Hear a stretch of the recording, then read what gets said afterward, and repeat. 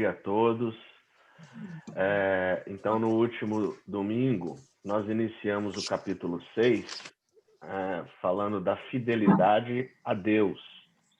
E nós lemos os 3 primeiros parágrafos, tá? Onde Jesus estava esclarecendo, né, aos apóstolos que questionaram a respeito dos sacrifícios que a Boa Nova exigiria deles, né? Então, o mestre, a gente falou da didática, né? Da provocação que Jesus fez para tentar entender o que se passava na cabeça deles. E aí, diante das confidências, ele começou a explicar e começou falando da questão da fidelidade entre o pai e o filho como esse ideal de união, para que possa dar certo e para que eles alcançassem os objetivos da Boa Nova. Essa fidelidade era imprescindível.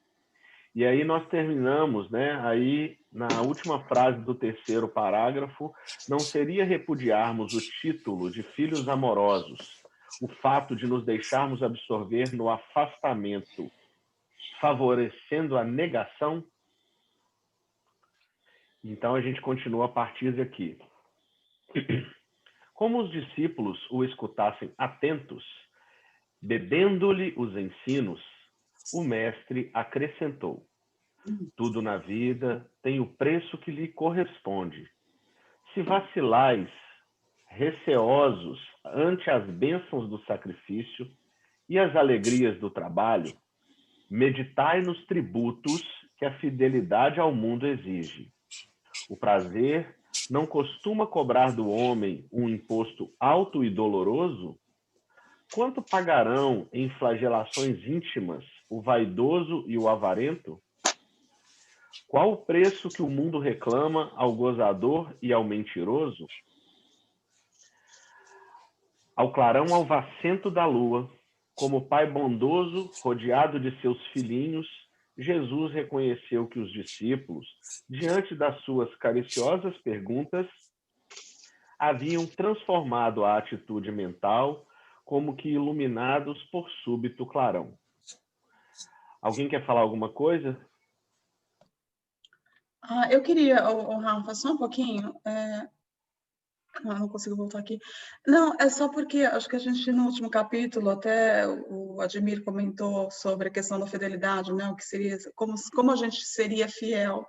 E eu fiquei a semana inteira pensando muito nisso, numa das traduções que eu vi da questão da palavra fidelidade, que fala exatamente sobre esse compromisso, essa confiança em algo. Você ser fiel, você estar confiante com uma convicção de alguma coisa.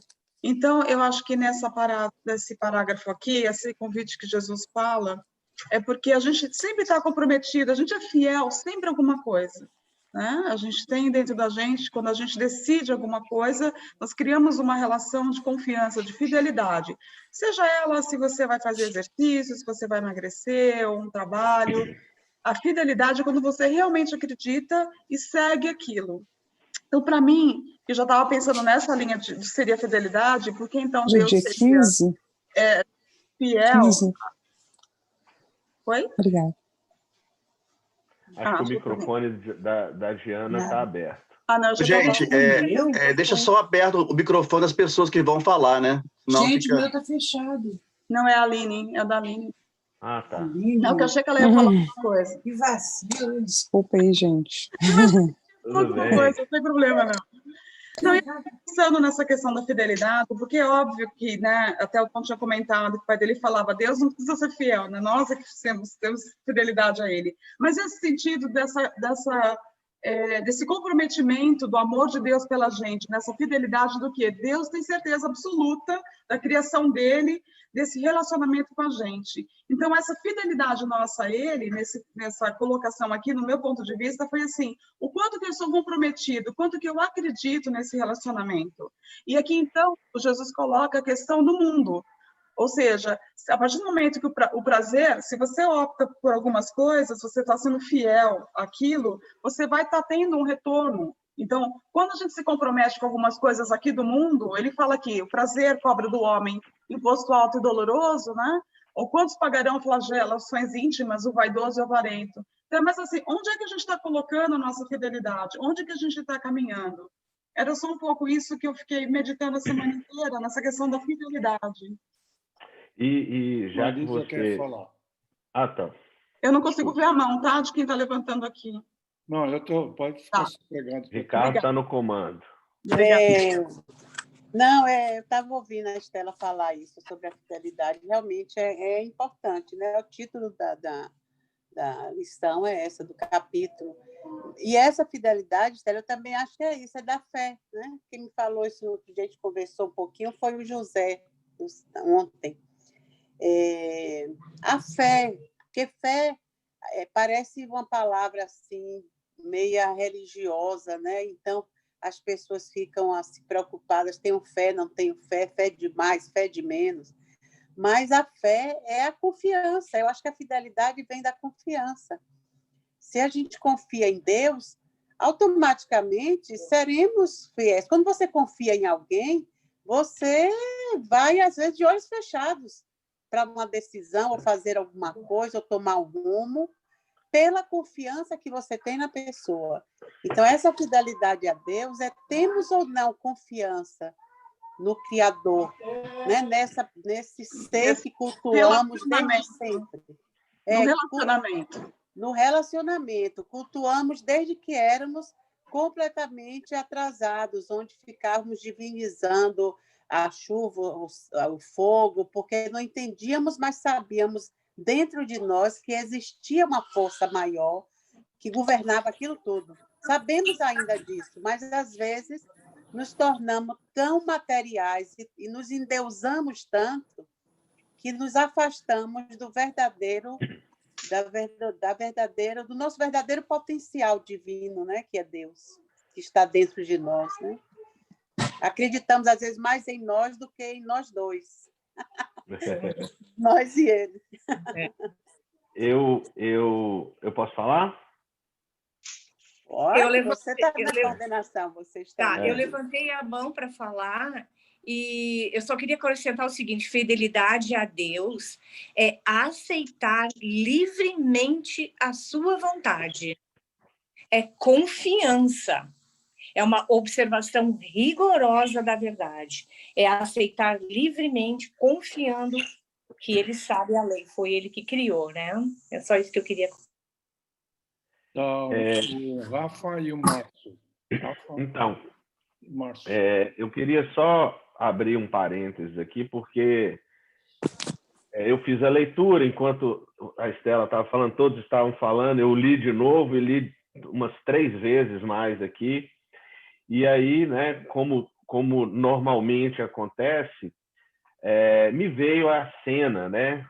Quando ele fala que ao clarão alvacento da lua, me veio a cena de Jesus rodeado, né, com aquela lua iluminando clara ali, e ele dando as explicações, mas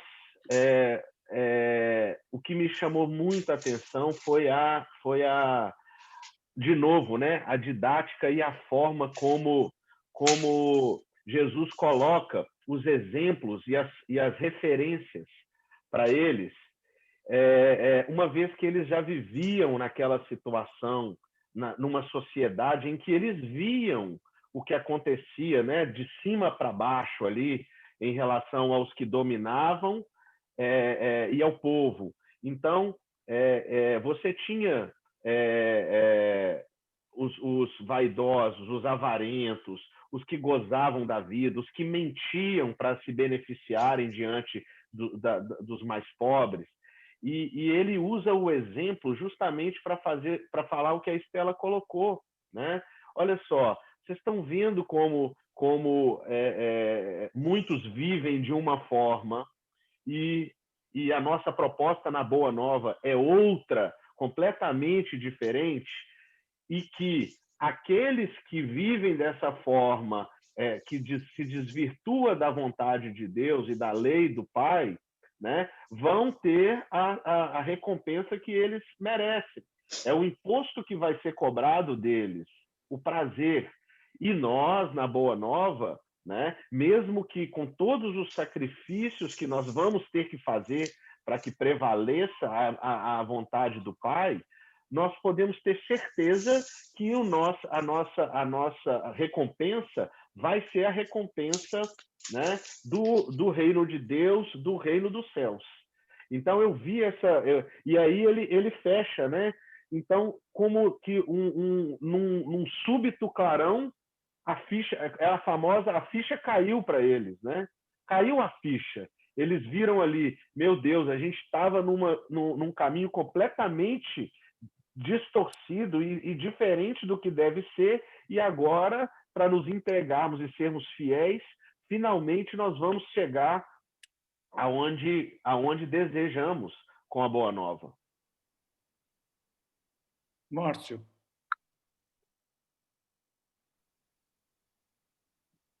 Uma outra coisa que eu pensei, complementando o que todo mundo falou aí, né, é que a Marisa falou muito bem, né, com relação à fidelidade da fé, né, a Estela falou também, mas tem uma palavra que me chamou muito a atenção quando ele fala em recíproca, né, e recíproca, logo de baixo, ele falou que nós não podemos desdenhar, né, de retribuição. E para mim vem muito com relação que esse amor, né, a Deus, essa fidelidade, né, é um caminho de ida e volta. Então, Deus também espera algo de nós. A gente não pode esquecer também, não só a fé, como a Matis disse, que é muito importante, mas a gente não pode esquecer que Deus atende a todos na Terra, aos nossos irmãos, através de nós mesmos. Então, eu acho que aí que entra um pouco a caridade, onde entra, né, a nossa participação, né, nessa fidelidade a Deus, onde que a gente possa atender aquele que às vezes está precisando ser escutado, né, que está querendo só poder falar e ter alguém para poder ouvir, né? Assim como em outras coisas, na transmissão do conhecimento que a gente tem como espírita, né? Ou simplesmente uma necessidade material que alguém pode estar tendo e alguns de nós aqui pode atender. Então, acho que tem muito dessa reciprocidade também, a fidelidade a Deus, né? Marisa quer falar. Marisa? Você está Sorry. muito... Agora que eu gostei, Márcia, é isso também. E só que essa reciprocidade eu não vejo assim como uma paga, sabe? Parece uma coisa assim, se você não fizer o que o outro quer, parece que a confiança está se baseando nessa troca. E eu não vejo assim como troca, eu vejo como uma designação pessoal. Nós somos criados para isso, para evoluir e nos tornarmos totalmente fraternos, né? Totalmente vivendo em solidariedade, cooperação e fraternidade. Então, nosso papel no mundo, confiando e sendo fiel a Deus e recebendo dele, né? A gente não recebe dele, a gente já tem ele, já possui, entendeu? Isso é que eu entendo assim. Ele não vai fazer uma coisa porque eu estou fazendo outra, não. As coisas vão acontecer no nosso caminho porque estamos seguindo o caminho.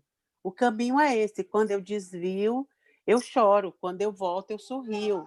Porque existe um caminho a ser seguido. Nós temos essa designação para o bem, para o crescimento, para a perfeição, para a angelitude. Então, isso já é uma designação. Isso eu faço ou não faço, num momento ou outro, eu terei consciência maior sobre isso e farei.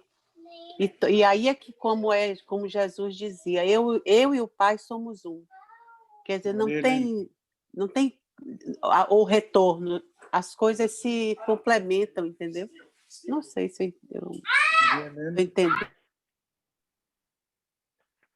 Eu achei bacana. Maria Helena. Alguém levantou a mão? Então, vai lá. Maria Helena. Oi. Não, é que seria uma pergunta, Má. Pensando nisso que você falou, que não há essa troca, pensando, então, na fidelidade de Deus, né? Que a gente diz Deus é fiel. seria pensar naquela, quando a gente diz assim, Deus é bom, independente se eu sou bom ou não, Deus é bom, Deus é justo, Deus é misericordioso, e Ele é fiel a isso, independente de nós, independente se eu sou bom, Ele é bom, independente se eu sou o que seja, Ele é o que é, Ele é fiel a esse propósito. Será que poderíamos pensar assim com relação a essa fidelidade de Deus? Deus é imutável. Marisa. Marisa está em mute, Marisa. Abre o micro, Mar. Oi. Ele é assim, Helena, e nós também somos. Não tem assim, nós não sabemos ainda que somos, porque não temos a consciência totalmente aflorada, mas ele já nos criou assim. Ele já nos criou bons, perfeitos, capazes, está tudo em nós. Tanto que a gente não adianta buscar fora, né? A gente busca fora acessórios, recursos para descobrir isso dentro. E ele está o tempo todo dentro, esperando a gente chegar lá, né? E dizer assim, eita, até que enfim, um grande encontro aconteceu. Mas isso é que eu acho lindo na criação divina. Ele não nos fez para a gente se completar com alguma coisa que está do lado de fora, com a natureza. Tudo isso somos nós, tudo isso está em nós. Nos pertence, está na nossa pele, entendeu? Interna. Então, a gente simplesmente vai descobrindo isso, descobrindo quantos somos com Deus a mesma coisa. Márcio. Mar, concordo totalmente com da maneira como você colocou, né? Eu acho que Deus está sempre lá, como a Helena também colocou, né? E ele sempre está lá, e ele é Deus, é imutável, como o Rafa soltou a palavra aí, e é verdade, e ele está nos aguardando. Agora, conforme a gente vai retribuindo, a gente vai caminhando, mas não como essa necessidade de dar de volta, é o que está em nós, e cedo ou tarde a gente vai fazendo a nossa parte, porque a gente tem a nossa parte, né? Quando eu vejo um caminho de duas vias, né, que a gente retribua com a nossa parte na criação, né, que a gente faça o nosso papel de co-criador. E quanto mais a gente entra nessa comunhão que você falou, que eu gostei muito, né? A gente então passa a sentir cada vez mais a presença de Deus de nós e vamos evoluindo até o ponto, né, como você disse, que Jesus descreveu que ele e o Pai são um só, né? Acho que esse é o nosso caminhar aí, nossa evolução, né? Stella. Quando o Márcio falou isso, me veio na hora uma coisa assim, eu falei, uau, é tão maravilhoso tudo isso quando a gente pensa nessa questão de nós temos as ferramentas, né, um com o outro, porque nós somos parte de Deus. Então, essa fidelidade a Deus também é um convite. Se Deus está em todos, nós temos a fidelidade ao próximo também. Então, isso que você falou me fez pensar isso, quanto que a minha fidelidade a Deus também inclui o meu próximo, inclui que a gente faça a reciprocidade. E quando a Maria Helena falou da fidelidade, se essa fidelidade seria a esse bom, a esse justo, essas características imutáveis de Deus, aí fica mais concreto realmente, porque se a gente pensar na fidelidade como acreditar, como a Má falou, nisso, que Deus é tudo isso, essa fidelidade é isso, eu estou fiel àquilo, eu acredito, a minha convicção é que Deus é justo, bom, imutável, soberano, e que nós temos, né, estamos incluídos nisso, porque Ele está dentro da gente. Criador. Então, é muito lindo essa coisa, realmente, esse pensamento que a Marisa falou no final, assim, me deu uma emoção a ponto de pensar, eu e o Pai somos um. É uma coisa, assim, de abrangência, de criador e criatura, que é uma delícia sentir isso, é uma delícia. Marisa? Uma coisa que eu senti também agora que você falou, e quando o Márcio também foi finalizando, é a ideia da borboleta saindo do casulo, né? A lagarta se desprendendo, né? Nós, como esses lagartos ainda presos, né, em nós mesmos, e de repente, quando a gente se liberta, compreende para o que veio realmente, a gente se torna essa borboleta livre, né? E sem mais dúvidas. Não é livre porque está livre do processo de evolução, não. É livre para viver esse processo como Jesus viveu, como muitas pessoas, né, conseguiram viver o processo mais evolutivo mais leves, assim, passando pela Sem vida, limites. passando pela vida, deixando o seu registro, o que vieram fazer. Normalmente são serviços, né? Manuel diz, a gente veio servir ao outro. É através do outro que a gente sabe, não, eu estou bem, olha, eu consegui fazer isso com fulano, eu consegui passar isso com cicrano. Então, essas coisas é que fazem, sinalizam, né, que nós estamos caminhando aqueles passinhos milimétricos. Mas essa ideia da borboleta, eu acho que se ficasse na nossa mente, a gente vai em busca dessa liberdade de ser, né, de ser com Deus um. Né? Seguimos. Estela. Não sou eu, não, tenho um visitante aqui. Não, gente. Não, bom dia. Não, o que a Marisa falou é verdade, da borboleta, e eu sempre penso isso pelo seguinte: a borboleta, ela teve a evolução dela, mas a essência dela é a mesma, né? A gente já está com a essência da borboleta, a essência de Deus, a gente já está com Deus. A gente tem que abrir o olho para enxergar Deus. Né? Quanto mais a gente aprende e tudo mais, e isso, logo no começo, a gente estava falando isso e me veio assim, a gente, como co-criador, a gente está facilitando a vida de Deus também. A gente está trabalhando com Ele. Né? Fala assim, Deus é bom. Deus não é bom nem mal, Deus é Deus. Ele cria, a gente não consegue entender o propósito dele. Às vezes, destruir um planeta. Gente, o propósito é além do planeta. Né? A gente não sabe qual é o propósito de Deus. Deus é criador. Né? A gente tem a visão, fala, Deus é bom. Deus é bom quando é bom para a gente. Né? Quando acontece uma coisa ruim, Deus é ruim, Deus é maldoso. A gente se revolta contra Deus. A gente tem que pensar que Deus é criador. Deus como criador. E a gente é criatura dele. Né? E a gente é co-criador também. E quando a gente trabalha como co-criador, a gente se aproxima dele.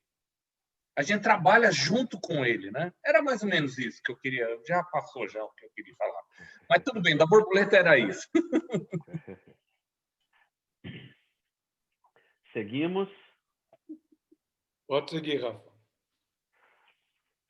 Timidamente, Tiago, filho de Alfeu, contou a história de um amigo que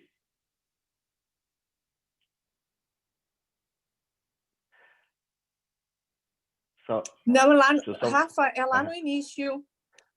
Não, sim, eu sei. É só tô tirando a barra das cabecinhas que estavam em cima aqui. Tá bom. Tiago contou a história de um amigo que arruinara a saúde. Lá em cima. Como os discípulos o escutassem atentos, lá em cima. Já foi. Não, já foi. O súbito clarão. Já foi. Não. Já foi. Não foi. Tu parastes favorecendo a negação. Ainda estamos na fidelidade. Não. Tu fez aquela pergunta. Não, a gente parou no súbito clarão. Olha aí. Ixi, então tô olhando então aqui, porque não é possível. Tá bom.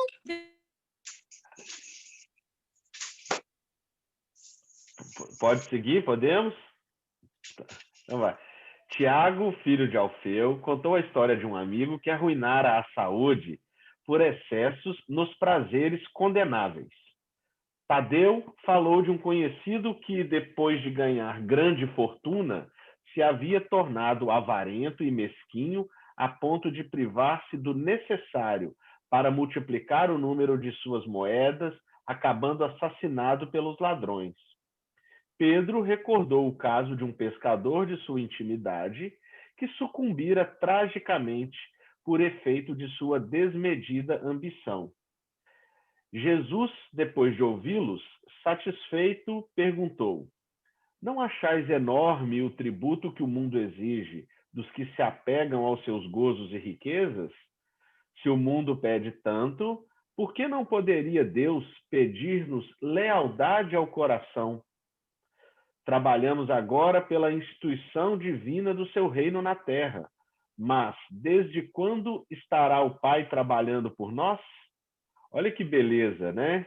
de novo, ele traz, os discípulos, eles caíram em si e trouxeram exemplos reais, né, do que acontecia aos montes ao redor deles e situações às quais eles poderiam, às vezes, se depararem nas vidas pessoais deles. E aí, o desfecho, né? Nós vamos trabalhar agora por Deus. E desde quando ele está trabalhando por nós? Né? Desde sempre. Deus está trabalhando por nós desde o momento em que ele nos criou. Posso continuar? Ou alguém quer falar alguma coisa?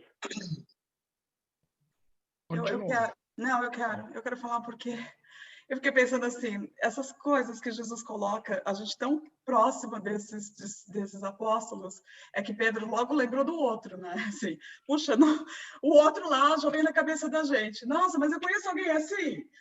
É tão humano isso, tão a gente nisso. E aí Jesus, tão nessa didática maravilhosa, não vai explicar o porquê que o outro é do jeito que é o outro. Jesus levanta o nível da conversa e dá uma explicação assim tão ampla, tão sobre o assunto, e às vezes a gente está tão apegado àquilo que o outro está fazendo, por que ele está fazendo, uma explicação naquilo. E aí Jesus traz o quê? Para Deus, justamente dando o exemplo dessa coisa do Pai, o que Deus faz por nós.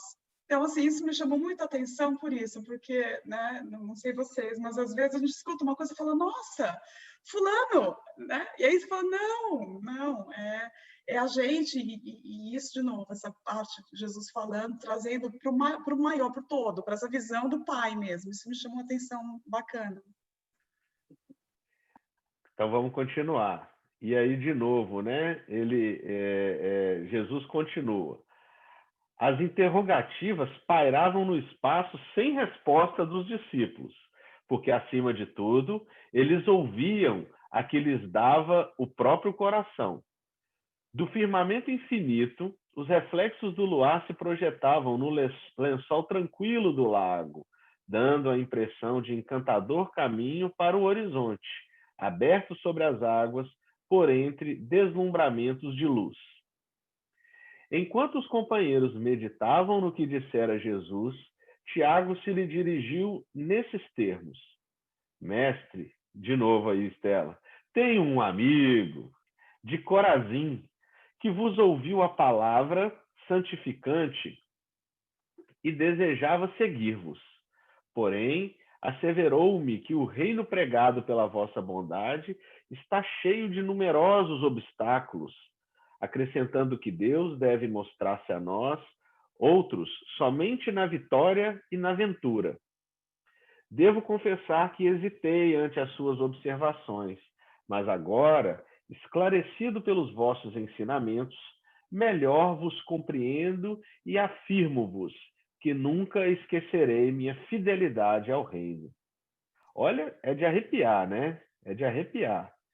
E eu estava pensando aqui também, só para rapidamente, se nós hoje, ao ouvirmos esses questionamentos de Jesus, ficamos completamente atordoados e maravilhados, né? Imagina você estar ali na hora, né? Com uma cabeça de 2000 anos atrás e receber esse esclarecimento a respeito do que deve ou não deve ser feito, né, para que você atinja essa pureza, essa perfeição aí aos olhos de Deus, né?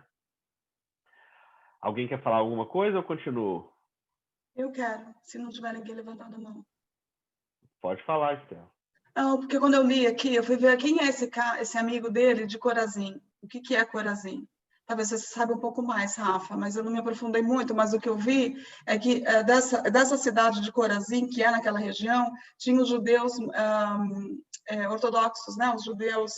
os mais ferrenhos. Os mais ferrenhos. Então, ele traz esse amigo, é como assim, eu conheço essa pessoa, que para ele devia ser alguém de uma referência espiritual, assim que me trouxe quando eu li sobre isso, e a visão dessa pessoa religiosa que deveria seguir, né, ouviu a palavra significante, desejava segui-los. Porém, asseverou-se que o reino pregado pela vossa bondade está cheio de numerosos obstáculos. Então, assim, era uma pessoa que já tinha uma autoridade espiritual para ele, que falou que já tinha avisado que teria obstáculos, mas que ele acreditava, assim, que Deus, como o Tom falou, a gente acredita que Deus é bom só quando está tudo bem. Então, assim, somente na vitória e na aventura. Ou seja, a hora que as coisas começarem a ficar complicadas, né, não vai dar para seguir. Que era justamente o caminho que Jesus estava levando, explicando dos obstáculos que eles teriam. E aí ele fala isso, que ele hesitou porque ele já tinha uma figura espiritual, que era super devoto, que colocou isso para ele. Ele hesitou diante das observações de Jesus, mas aí agora, então, ele esclarece, ouvindo Jesus, o ensinamento de Jesus, que fez mais sentido, compreendendo, e aí onde ele fala, então agora eu não esquecerei minha fidelidade ao reino. Então, só nesse parágrafo aí, é uma viagem espiritual tremenda na vida desse apóstolo. Eu diria o seguinte, não sei, tá? Mas o que me veio à cabeça com a sua pesquisa rápida é que se era o local, né? Se a referência era esse judeu ortodoxo, nós vamos lembrar que para os judeus ortodoxos, basicamente, a história são os 5 primeiros livros do Velho Testamento, o Talmud, né? Então, eles seguem aquilo ali que conta Gênesis, até Levíticos ali. E aí a referência dele é justamente de tudo que Deus fez de bom para o povo de Israel ali, naqueles 5 primeiros livros, né? Que tem a passagem pelo deserto, aquela coisa toda. E aí é legal que a comparação feita ali pelo apóstolo é que agora o meu amigo disse que só era bom de seguir enquanto não tinha obstáculo, mas agora o Senhor está mostrando para nós que realmente vai ter obstáculos, porque esses obstáculos são necessários, eles vão fazer parte. E agora eu nunca vou esquecer a minha fidelidade ao reino, ou seja, está explicado, né? Não tenho dúvidas agora. É bem legal mesmo. Marisa quer falar. Está em mute, Marisa. Sempre esqueço. Eu estava ouvindo vocês falarem e lembrando que realmente, se a gente for ver até hoje, até os tempos de hoje, o servidor, ele, se tiver obstáculos, a tendência é ele desistir. Então, a gente vê que a nossa fidelidade ainda também é muito frágil, como era, né, naquela época. Você vê que Pedro negou, Judas suicidou-se porque vendeu, traiu. Então, a fragilidade, ela está até os nossos dias. Nós somos servidores de Jesus extremamente vacilantes ainda, né? Se a gente fosse avaliar, se autoavaliar. Eu acho que qualquer coisa tende a nos tirar, né, do prumo, nos tende a vacilar nessa fidelidade que a gente está construindo. Não sei, fiquei agora assim, triste. Carol? Carol? Está em mute. Você está em mute, Carol. Oi, não, eu fiquei lembrando da palestra da Cláudia ontem sobre aceitação. Maravilhosa palestra, né? E as colocações de Joana sobre isso, né? Então, aceitar os obstáculos que vêm para a gente quando a gente está vacilante, os obstáculos que a gente imagina que devem vir para o próximo, né? Quando eles também estão vacilantes. E uma frasezinha assim, bem chula, tipo de Facebook, que às vezes a gente ouve, quando o sol tá bonito, a praia fica cheia, né? E na hora do storm, where is everybody, né? Então, tipo assim, tem que acolher até a nossa própria sombra e acolher a sombra do outro, né? Então, assim, os obstáculos, como minha mãe falou, fazem parte. Tudo que for do caminho reto, que a gente imagine, com que a gente vai aprendendo, it's part of the package. A gente tem que confiar e tentar ficar naquele Wi-Fi, né? No matter what happens there. Porque nossa confiança é lá nele, lá na frente. Então, a gente vai. E quanto mais a gente aprende, mais a gente sente que desviou. Leiro baileiro, né? Tipo, ai meu Deus, desviei, tá vendo? Por quê? Porque a gente lembra e volta. Né? Mais ou menos, desculpa, porque eu tô. É isso mesmo. Obrigada. Ronaldo. Oi, gente, tudo bem? É a famosa porta estreita, né? Que ninguém quer visualizar, que ela é realmente difícil, porém ela é necessária. Aí a gente volta naquele mesmo pensamento da lagarta, para se tornar uma borboleta e alçar voos maravilhosos, de co-criadores, não é mesmo? Se nós tentarmos ajudar essa lagarta, né, que vai ali no chão, né, caminhando ali, aquela caminhada. Oi? Rastejando, né? Isso, essa palavra que você está querendo encontrar, Rafael. Então, se eu tirar esse exercício necessário da lagarta, ou seja, quando ela está no seu casulo, se eu furar o casulo, está arriscado ela não conseguir voar. Por quê? Porque ainda está em processo de desenvolvimento, não é? Então, é uma coisa fabulosa. Era só isso que eu queria falar. A lagarta, para mim, a borboleta é um exemplo, é um dos exemplos mais simples, porém, é o exemplo mais eficaz para mim. É a porta estreita mesmo. Continuamos? Okay. Só uma coisinha que eu lembrei aí quando o Ronaldo falou isso, que realmente, Ronaldo, é tão pessoal esse desenvolvimento, né? É tão íntimo, é entre nós e Deus, cada um e Deus, que não adianta.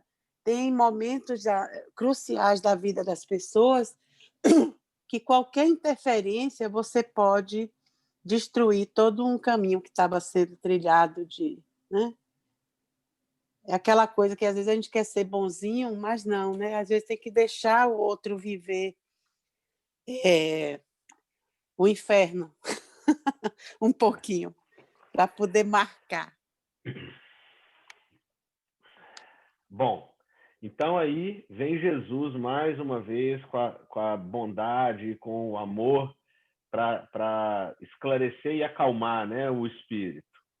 A voz do apóstolo, na sua confissão espontânea, se revelava tocada de entusiasmo doce e amigo, e o Senhor, aproveitando a hora para a semeadura divina, exclamou bondoso: Tiago, nem todos podem compreender a verdade de uma só vez. Devemos considerar que o mundo está cheio de crentes que não entendem a proteção do céu, senão nos dias de tranquilidade e de triunfo. Nós, porém, que conhecemos a vontade suprema, temos que lhe seguir o roteiro. Não devemos pensar no Deus que concede, mas no Pai que educa.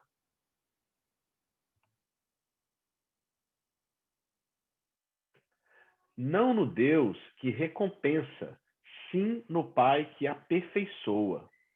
Daí se segue que a nossa batalha pela redenção tem de ser perseverante e sem trégua. Olha que beleza isso, né? Márcio. Querem comentar alguma coisa?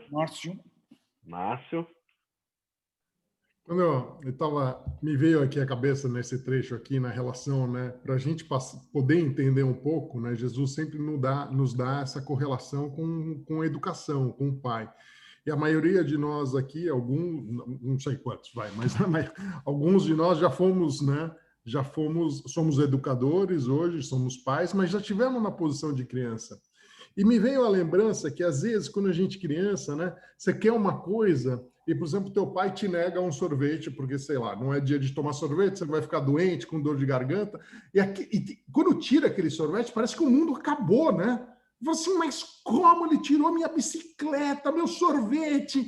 E o mundo desmoronou. E eu acho que, às vezes, a gente tem essa relação com o nosso pai Deus, né? Nesse sentido, mas por que isso? Mas agora, como adultos, a gente olha para trás e fala assim, gente, era só um sorvete. Eu acho que a situação é a mesma, você entendeu? Ela falou assim, meu, só faz parte do nosso crescimento, mas a gente esperneia demais, né? A gente tem muita dificuldade em aceitar. Não tem o sorvete, mas tem o bolo, tem o algodão doce, né? vem outros sobressalentes aí. É isso aí. Ronaldo. Eu acho interessante essa parte aqui, dessa leitura.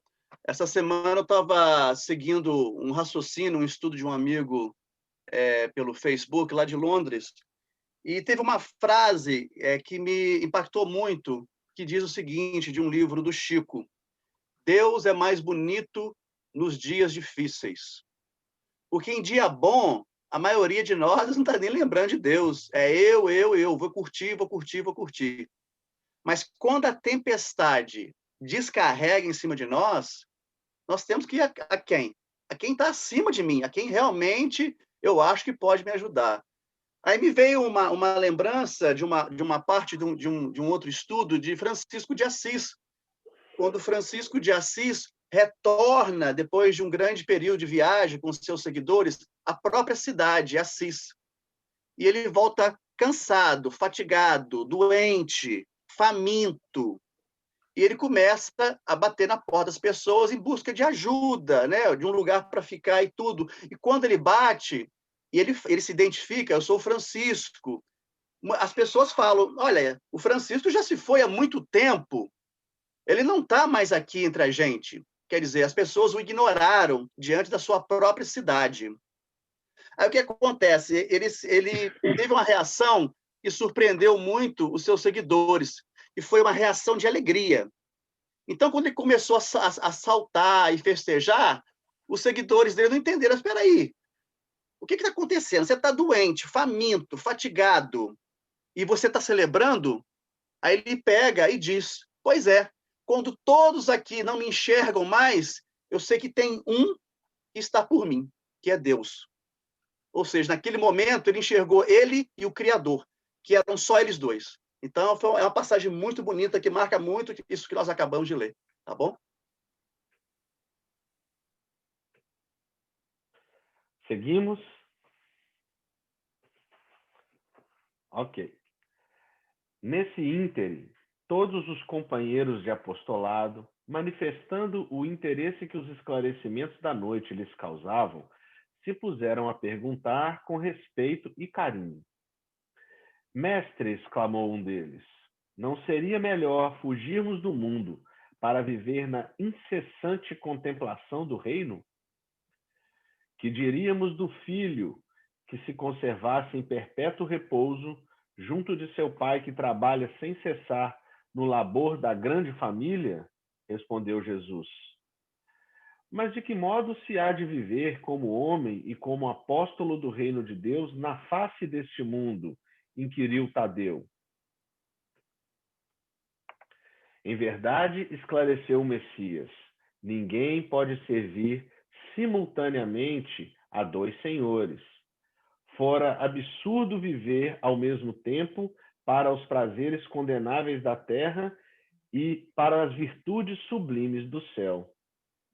O discípulo da Boa Nova tem de servir a Deus, servindo a sua obra neste mundo. Ele sabe que se acha a laborar com muito esforço num grande campo, propriedade de seu pai, que o observa com carinho e atenta com amor nos seus trabalhos. Imaginemos que esse campo estivesse cheio de inimigos. Por toda parte, vermes asquerosos, víboras peçonhentas, tratos de terra improdutiva. E certo que as forças destruidoras reclamarão a indiferença e a submissão do Filho de Deus. Mas o filho de coração fiel e a seu pai se lança ao trabalho com perseverança e boa vontade. Entrará em luta silenciosa com o meio, sofrer-lhe-á os tormentos com heroísmo espiritual, por amor do reino que traz no coração, plantará uma flor onde haja um espinho. Abrirá uma senda, embora estreita, onde estejam em confusão os parasitos da terra. Cavará pacientemente, buscando as entranhas do solo, para que surja uma gota d'água onde queime um deserto. Do íntimo desse trabalhador brotará sempre um cântico de alegria, porque Deus o ama e segue com atenção. Alguém quer falar alguma coisa? Eu quero. Porque eu acho que isso aqui, né, de novo, às vezes eu falo assim, nossa, essas perguntas que os apóstolos fazem, caramba, acho que era o que eu faria exatamente naquele momento, porque é um desafio, né? Os espíritos mesmos falam que quando a gente reencarna, estar aqui com a matéria, tem coisas que são inerentes a estar reencarnado na matéria, encarnado na matéria, que dificultam, não que dificultam, mas pode dificultar, né? Eu não estou querendo dizer que é uma dificuldade estar na matéria, mas acho que vocês entendem o que eu estou querendo dizer. Que tem coisas que, por estarmos na matéria, requerem coisas espirituais, acaba ficando nessa divisão mesmo, mas como é que eu vou fazer tudo isso que você está me pedindo aqui, né, nesse campo, na Terra, né, encarnado. E essa comparação com o campo é fantástica, porque, de novo, se ele está falando da fidelidade, a gente acreditar e ter convicção em alguma coisa, a convicção de a gente estar servindo. Como é o olhar que a gente está vendo, né? Como que é esse lugar que eu estou reencarnado? Se a gente olhar como um lugar que é muito difícil, que é um inferno, que o planeta está perdido, que é a humanidade, então, todo esse campo horrível que a gente faz. Ou a gente olhar para essa coisa linda, essa descrição do planeta Terra aqui, que é onde a gente está, que Jesus faz, comparando com esse campo, toma um outro sentido, uma outra conotação totalmente diferente de como a gente vai trabalhar espiritualmente nesse campo aqui. Então, de verdade, o convite também independentemente de onde você está, você vai ter que olhar nessa busca, nesse trabalho, nesse plantio do bem, do justo, do bom, e sabendo que você vai enfrentar, porque num campo, de novo, ele usa exemplos que eles conseguiam entender. Justamente você trabalhar num campo ou numa pesca, você tem os dias difíceis, os dias de falta de peixe, ou o arado da terra. Então, é muito simplista, entre aspas, essa comparação, para que a gente veja assim, quando está nesse desespero, que está tudo errado, está tudo dando... o planeta não tem mais jeito, nossa, está horrível. Peraí, você não está nesse campo horrível. Olha aqui dentro desse campo o que você tem para trabalhar. O que você vai colaborar para que esse campo melhore. E não só reclamando que o campo não está dando fruto, não estou plantando, não está... Então, nesse parágrafo aí, dá vontade de ficar nele assim, indo e voltando, e ver por palavrinha. Que, para mim, ele dá uma conotação, porque tem dias que eu penso assim, puxa vida, outro dia eu falei para uma amiga minha, eu falei, ai, que momento que eu fui reencarnar, né? Tanto momento para reencarnar, acho que reencarnar na era do Covid. Aí, acho que foi a Marisa, alguém falou para mim, nesse outono, mas me diz qual época do planeta que foi boa para reencarnar.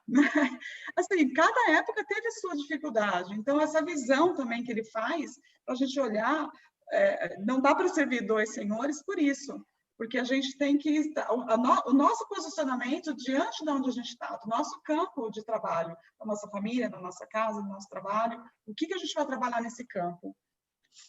Ronaldo. Eu acho interessante esse verdadeiro campo de batalha que eles mencionam aqui, né? Quando ele fala que Jesus, essas ideias, a gente tem que tentar estudar e ler essas entrelinhas, né? Quando ele diz que não se pode servir a dois deuses, a dois senhores simultaneamente, né? A gente vai lá no capítulo 16 do Evangelho segundo o Espiritismo, que fala sobre isso. Ele não diz que nós não podemos servir a matéria. Por quê? Porque isso aí é aquela prova lá, rastejando, a lagartinha rastejando, né? A gente vai entrar nesse plano da matéria, a gente vai valorizar isso aí, até que um dia a gente vai cair em si e falar, olha, esse aqui não é o meu ideal real, entendeu? Então, eu acho muito interessante. Ele não julga. Então, realmente, isso aí é o campo de batalha, é a porta estreita mesmo, né? Se eu tenho dinheiro, se eu tenho a condição, o que eu estou fazendo disso? Não é mesmo? E especialmente nesse mundo nosso que é tão necessário, né? Se você tem dinheiro, se você emprega, se você faz um bom uso disso, ou se é totalmente o contrário, né? Então, é só isso aí mesmo. Eu achei fantástico aqui, né? O Ronaldo acabou de falar, essa questão dele colocar fazer esse paradoxo, né, entre os prazeres da terra e os prazeres e as glórias do céu. E aí nós devemos lembrar que a matéria ainda faz parte da nossa evolução, ela é instrumento, né? O que nós estamos fazendo agora é aperfeiçoando a nossa relação com ela e deixando a balança tombar um pouco mais para as questões espirituais, para continuarmos caminhando e melhorando. E os exemplos que ele usa, né? Tem 3 palavras aqui para mim que são maravilhosas.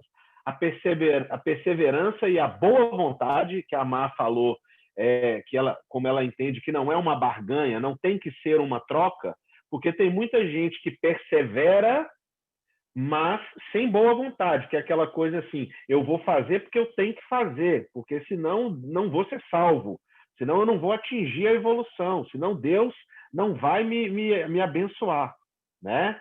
Então, é servir com perseverança e boa vontade, mesmo diante da dificuldade, está ali com aquela certeza de que vai ser feito para o bem próprio e para o bem dos outros.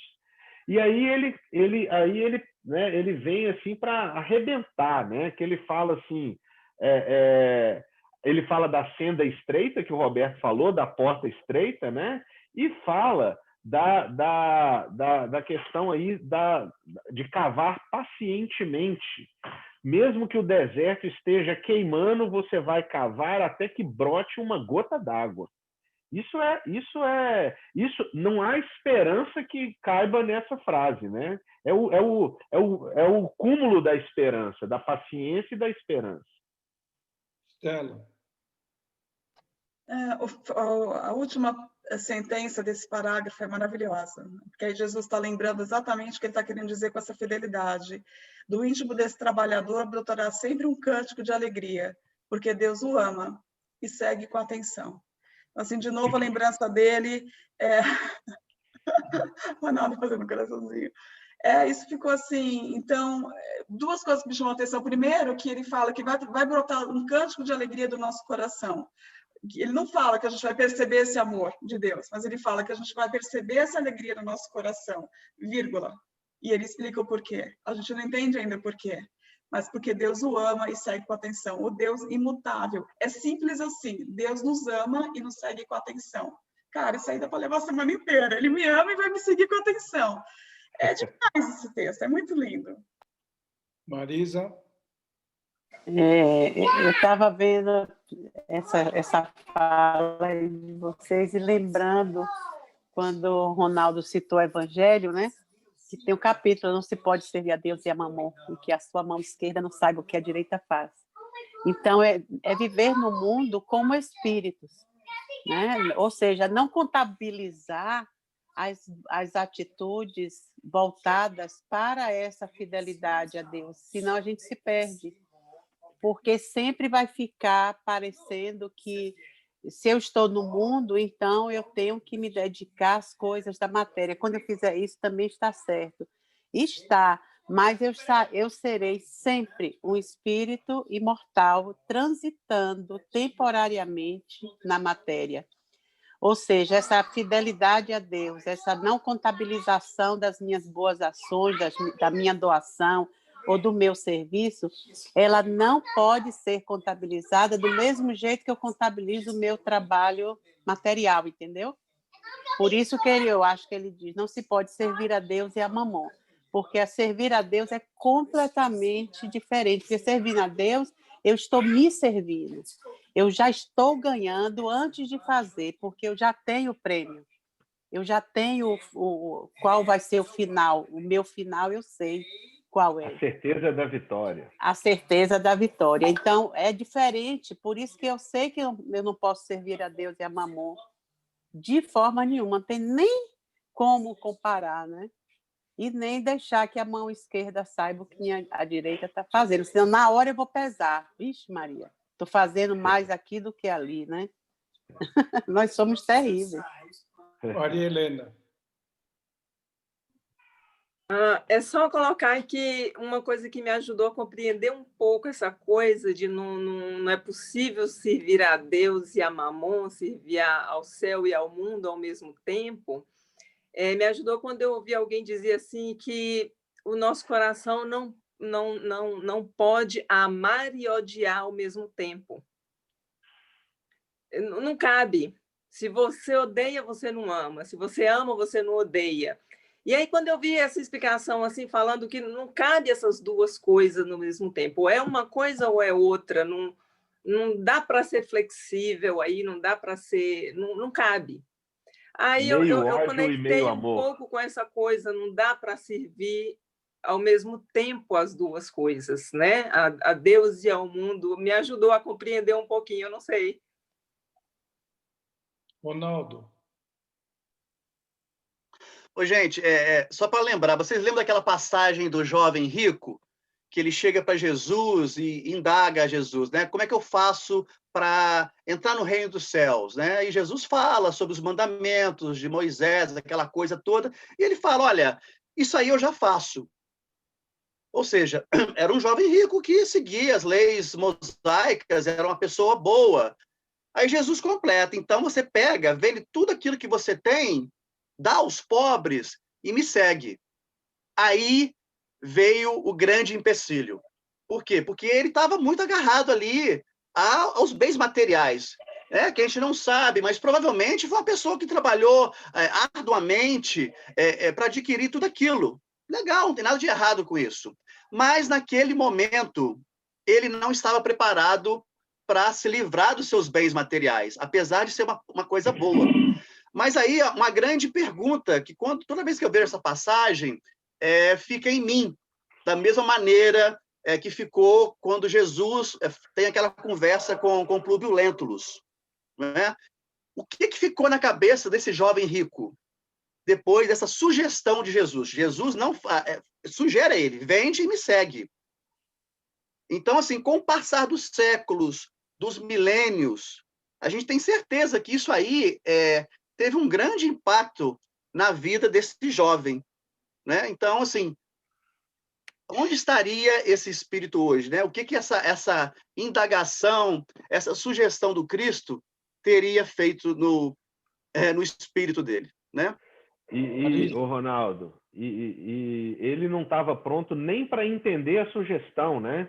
Porque quando Jesus fala, venda tudo, ele não estava querendo que ele vendesse tudo, ele só estava falando para ele, livre-se da sua avareza, da sua paixão pelos bens do mundo, isso, e viva dignamente com o mínimo necessário e me siga, né? Olha, eu estava sem querer criar assim tumulto de saber se não é. Eu sempre me indaguei muito a respeito dessa passagem, e outro dia eu estava lendo uma coisa e foi dito que esse espírito, mais uma vez, eu não sei se é ou se não é, que esse espírito desse jovem é o espírito de Miramês. Se vocês já ouviram falar do espírito de Miramês, que é um espírito, é um espanhol que foi para o Brasil. Chegando no Brasil, ele tinha que reportar lá tudo aquilo que se passava no Brasil, aquela coisa toda. Ele só falava aquilo que ajudaria ao povo brasileiro. E ali, ele se livra de todos os seus bens materiais e começa a trabalhar com os indígenas do Brasil. Mais uma vez, eu não sei se não é. Mas, se a gente notar bem, é uma coisa que faz muito sentido. Finalmente, ele começou a seguir o Cristo e se livrou dos bens materiais.